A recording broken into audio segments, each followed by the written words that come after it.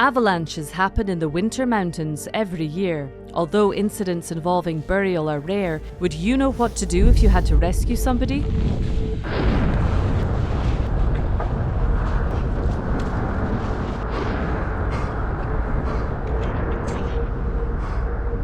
This film will show you how to approach a rescue using basic winter mountain equipment, assuming avalanche rescue transceivers or beacons are not available.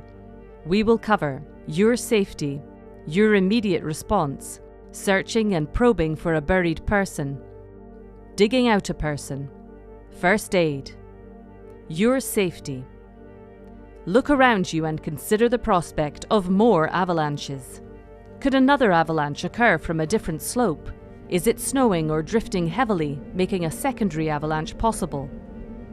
Can you move safely across the terrain to support a rescue?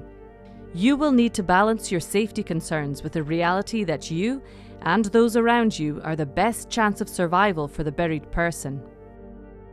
Your immediate response. Record the time of the avalanche. This is important information for all those who become involved in the rescue. Finding someone buried in the snow is very challenging. You need to find any surface clues to help you narrow the area of search. Firstly, stop and look. Where was the person last seen? Review the avalanche site. Look at its size, its shape, and the track of the avalanche.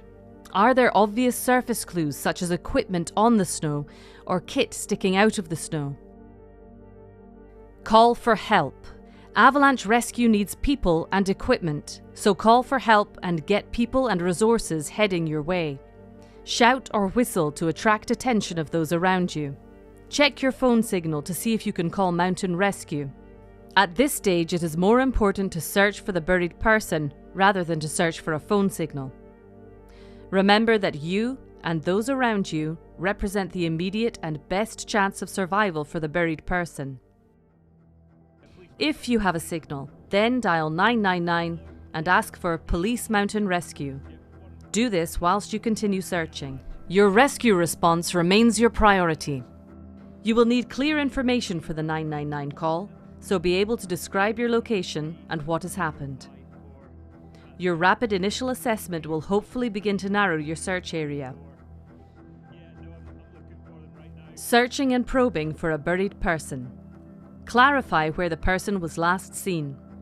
Confidence in this location will support your next steps. Mark or remember this point as a key reference throughout the rescue. Focus your search below this point and look carefully at the track of the avalanche. Is it straight or does it curve? Has the shape of the terrain impacted the flow of the avalanche? Gullies and deep burns may influence and bend the avalanche track. Consider how any change in avalanche path will influence the burial location of the person in the avalanche. The avalanche debris may look piled up or deeper in certain locations. This may indicate more likely burial locations. Have you spotted any obvious surface clues? This is likely to be equipment or clothing, such as hats or gloves, and you should search and probe around anything you find. If nothing is obvious, start to search systematically for more clues. Search in a clear pattern and keep moving. Disturb the snow as you move to uncover any items near the surface. You are looking for any items of equipment or even discolored snow, anything that looks out of place and helps you narrow down the search area for probing. You should search and probe around any surface clues immediately. Probe around them in a grid pattern, one boot length apart. Probe with anything you have, ice axe, ski pole, or an avalanche probe. Probe as deep as you can with the ice axe or ski pole. If you have an avalanche probe, then only probe to 1.5 meters for speed of probing. Probe quickly. Maintain a clear pattern and ideally at right angles to the slope. If you are a small group, then individuals can search in a zigzag pattern. If you're a large group, you can spread out arm width apart and search in a straight line. Complete the search in multiple directions. Pause now and then to listen for noise beneath the snow. You may even consider phoning the buried person to listen for a ringtone. If you have already probed around your surface clues, or you have no surface clues, you need to move on to probing larger areas. Focus wider probing in most likely corridors and hotspot areas. Maintain a defined grid and sequence of movement. Probe holes should be 1 ice axe length apart for larger areas. Use your best probing equipment in the most likely hotspots. If you're a large group, then probe shoulder to shoulder. You can also consider splitting groups to probe multiple hotspots at the same time.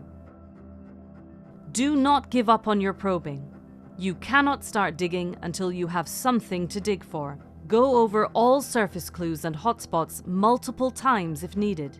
Also consider repeating your surface search in case you missed any additional clues.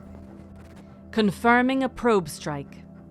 It's common to be uncertain about what you have found with a probe. Get a second opinion on the feel of the object. Does it feel like a person, or perhaps a rucksack they are wearing? Leave the original probe in place and probe around to explore the size and shape of the object. If in doubt, always dig to confirm. Whilst confirming a probe strike, ensure others continue with systematic probing of the avalanche debris. Digging the person out. You must leave the probe in place as a reference point. Step down the slope and dig into where you estimate the bottom of the probe is. Dig with anything you have: hands, ice axe, or shovel. Work together as a team to move snow away from the digging area. Rotate jobs so that people do not get exhausted. All of this becomes easier and more efficient with a larger group. As you get deeper, be cautious not to injure the buried person. First aid. You must uncover the person's face and check for breathing. Record the time the face was exposed. Also note if the mouth and nose were blocked by snow. If they are not breathing, give 5 rescue breaths and commence CPR as soon as you have access to their chest. Carefully remove them from the snow and create a flat area to help give first aid and care. Keep the person as warm as possible. Care for the casualty, but also care for the other members of the group. Update Mountain Rescue when you get a chance. Even a well-organized rescue cannot guarantee the survival of a buried person. In any avalanche, there are significant hazards other than burial, including trauma from striking the ground or rocks. The snow itself can be soft or hard as ice. Your priority remains not getting avalanched. So always read the avalanche hazard forecast and develop your knowledge to be avalanche aware.